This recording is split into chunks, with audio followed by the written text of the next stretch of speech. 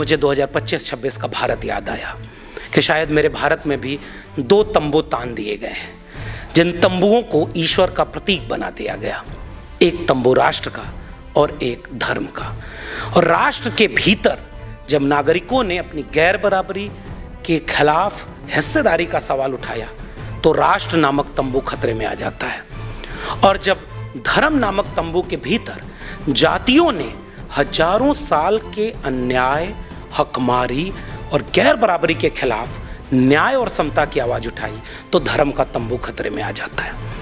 ये किताब आपको उस सफर पर ले चलेगी कि 2025 में जब जाति जनगणना का विरोध करने वाले लोग आपात स्थिति में, इस किताब के आखिरी चैप्टर का टाइटल है धर्म पूछा जाति नहीं, और आपको वो उस सफर पर ले जाएगी कि जब 2022, 23, 24 और 2025 तक पूरा देश ये मांग करने लगा था कि अगर जाति जनगणना होगी तो न्याय और समता की कोई नीति नहीं बन पाएगी, इसलिए जाति जनगणना जरूरी है।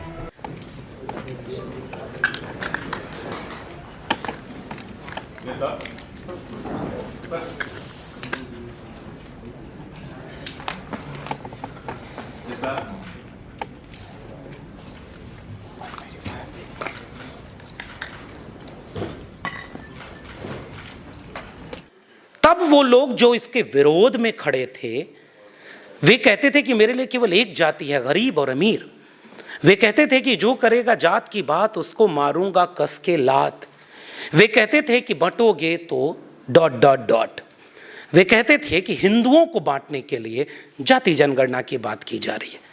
और वही हुकूमत, वे लोग ही 22 अप्रैल 2025 को देश पर पहलगाम आतंकी हमला हुआ और 30 अप्रैल 2025 को कैबिनेट मंत्री आकर देश को बता रहा है कि हम अगली जनगणना में जाति जनगणना भी शामिल करेंगे। क्या ये दबाव था या सहज स्वीकृति या कोई साजिश? ये किताब आपको आखिरी उन अध्यायों तक ले जाएगी।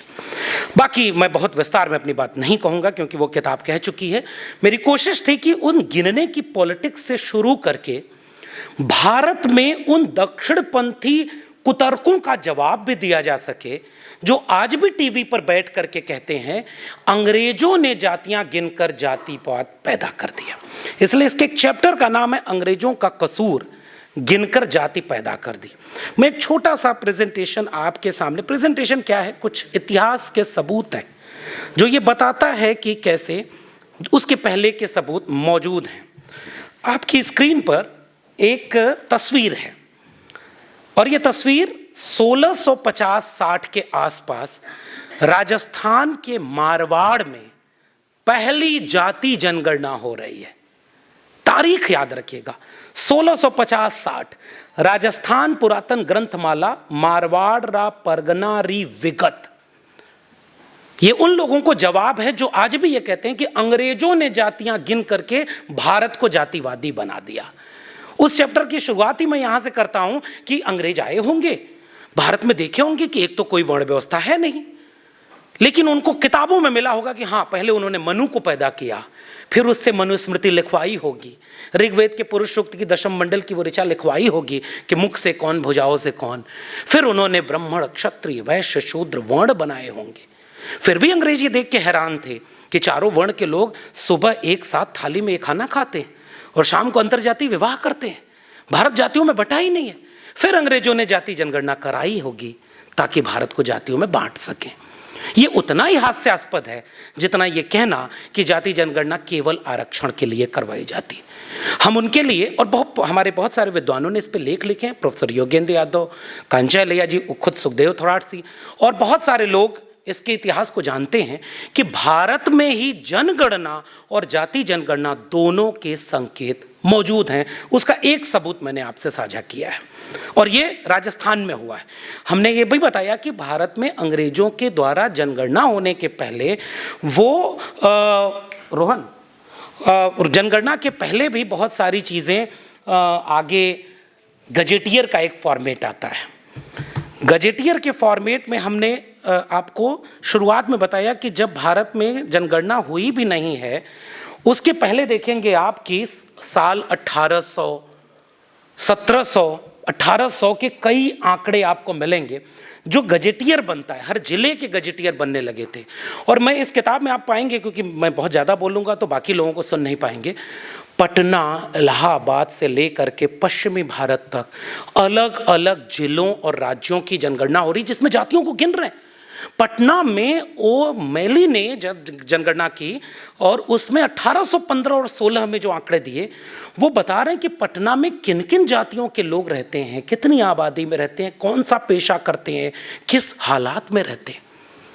इस सारे इतिहास से लोगों ने वाकिफ भी नहीं होने दिया। उन्होंने कहा कि अंग्रेजों ने जाति जनगणना करा के भारत को जातिवादी बना दिया। एक और बात, 2-3 आखिरी बातें। जाति जनगणना का अर्थ केवल ये आंकड़ों का संकलन नहीं है, पहचान का निर्धारण भी है। इसलिए एक चैप्टर इसमें पहचान की राजनीति भी है। कोई आदिवासी, आप अपनी स्क्रीन पर देखिए कि 1871 से जब जनगणना शुरू हो रही है और 1951 तक एक तबका है जिसे जितेंद्र मीणा जी ने अपनी किताब लिखी है राष्ट्र निर्माण में आदिवासी, और बहुत सारे लोग बहुत कम जानते हैं आदिवासी विमर्श के बारे में। लेकिन आदिवासी शब्द से पहले जनगणना में कौन कौन सी पहचान दर्ज की जाती थी। इसका मतलब कि जब जनगणना होती है और जाति जनगणना होती है तो आपकी पहचान निर्धारित हो रही है। इसलिए इस किताब को पढ़ना जरूरी है, इस विमर्श को जानना जरूरी है। अपनी स्क्रीन पर एक पुरानी तस्वीर देखिए। कोयरी ओबीसी की एक जाति है, लो कास्ट ट्राइब, उसके नीचे देखिए लिखा हुआ है।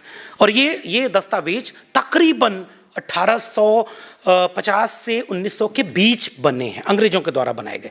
इसके नीचे लिखा हुआ है लो कास्ट ट्राइब पॉसिबली। अब देखिए आदिवासी में गिना जा रहा है इन्हें, और जाति का नाम कोयरी, और आज की तारीख में वो कुशवाहा, मौर्य, शाक्य, सैनी, और ऐसे हर जाति का है। मैं समय कम ले रहा हूं इसलिए एक एग्जांपल आपको दिया, कैसे पहचान बदल रही है और हिस्सेदारी सुनिश्चित कर रही है।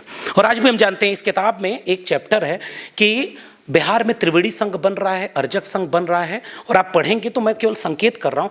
1891 की जनगणना हुई, 1901 की जनगणना हुई, तो जातियों को जब अपनी आबादी पता चली तो वो हिस्सेदारी का सवाल करने लगे।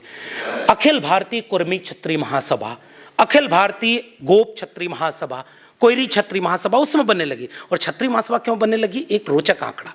अंग्रेजों ने जब ये देखा कि सेना में भर्ती करना है तो ताकतवर कौन होता है, तो भारतीय ज्ञान मीमांसा में गए, जो कि विश्व गुरु वाली ज्ञान मीमांसा थी, जो कहती है ताकतवर कौन होता है, क्षत्रिय।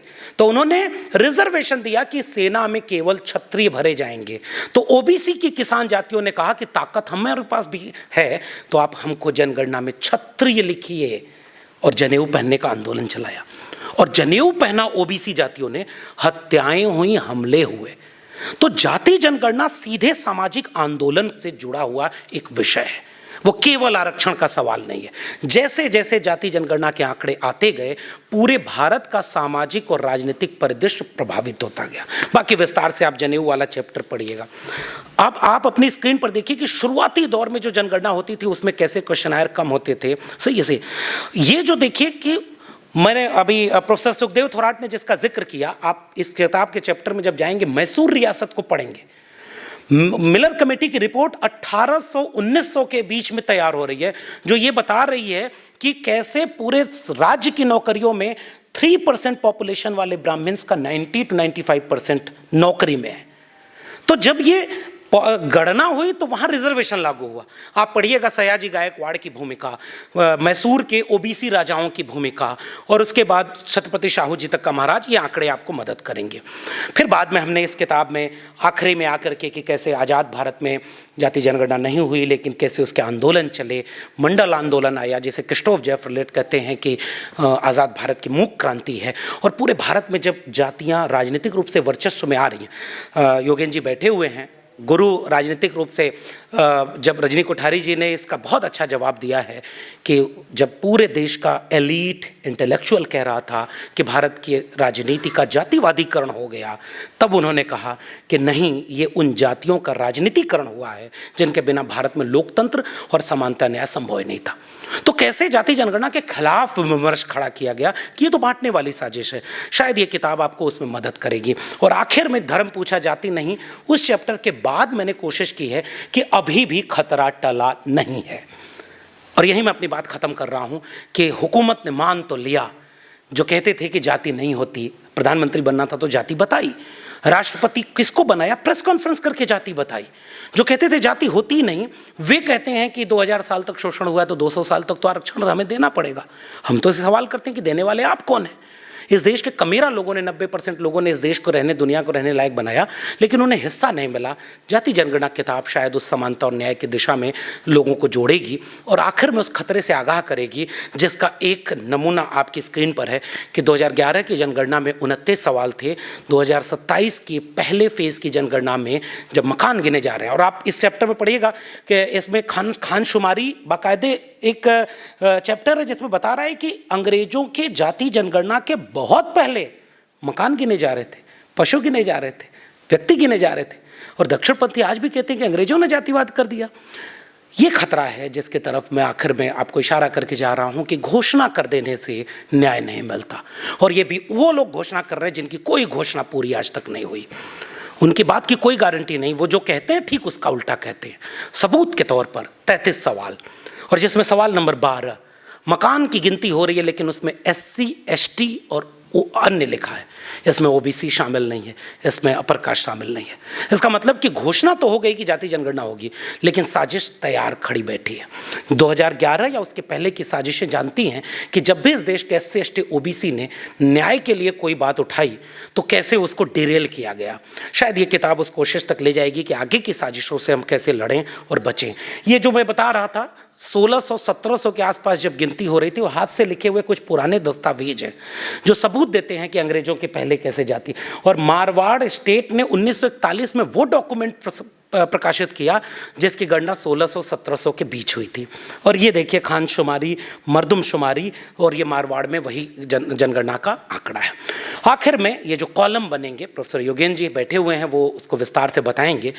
इस किताब का मकसद केवल इतना है कि उन तमाम बिखरी हुई चीज़ों को एक जगह व्यवस्थित करके आम लोगों तक इसकी एक बुनियादी समझ बनाई जा सके। इसीलिए ये कोशिश मैंने की है और मुझे उम्मीद है कि पाठक तय करेंगे कि ये किताब कितने उनके काम की बन पाई। अभी तो ये एक शुरुआत है, लड़ाई बहुत लंबी है, क्योंकि अगर गणना हुई भी तो उसके आंकड़े आएंगे कि नहीं, उन आंकड़ों से नीति बनेगी कि नहीं, और नीति लागू होगी कि नहीं, इस सब में अभी बहुत इम्तिहान बाकी है। मैं जाते जाते अपनी किताब में दर्ज बुल्ले शाह के उस पद को पढ़कर अपनी बात ख़त्म कर रहा हूँ, और ये किताब आपके हवाले करता हूँ कि आप इसे खूब पढ़ें, विमर्श करें, जो इसमें कमियां हैं उससे हमें आगाह कराएं, और जो अगर इसमें अच्छा है तो इसे लोगों तक ले जाएं, ताकि हम बेहतर दुनिया बनाने के उस ख्वाब को जी सकें जो बुद्ध, कबीर, रैदास, पलटू दादू देखा, फूले ने देखा, अम्बेडकर ने देखा। जो इसके चैप्टर में ये देखिए जात से जमात की ओर है। योगेन जी बैठे हुए हैं, समाजवादी आंदोलन के नारे बहुत सारे लगे होते थे। डॉक्टर लोहिया जाति तोड़ो की बात करते थे और जमात जोड़ो की बात करते थे। Doctor Baba Saheb Ambedkar annihilation of cast की बात करते थे। शायद हम भी उसी दिशा में जाति को एक बीमारी मानते हैं, इसलिए एक चट्टान की तरह सख्त ये कवर पेज बना है। ये लोहे की एक ऐसी चीज़ है जिसे रिपिट लगाकर, नट बोल्ट लगाकर चलाया जा रहा है ज़बरदस्ती। और इसके इस बीमारी का योगेन जी ने बहुत अच्छा टर्म इजाद किया, मैं उन्हीं से उधार लेकर, कि ये एक एक्सरे है, फुल बॉडी स्कैन, जनगणना। और जब बीमारी की एक्सरे और जांच पूरी हो जाएगी तो एक बेहतर दुनिया बनेगी जो जमात की होगी, जात से जमात की ओर। उस दुनिया के ख्वाब के साथ बुल्ले शाह के इस पद पे आपको छोड़े जा रहा हूँ, और फिर अपने पैनल को सुनेंगे। चल बुलिया चलो थे चलिए, जिथे सारे अन्य, और ना कोई साडी जात पछाने, ना कोई साडू माने। बहुत बहुत धन्यवाद।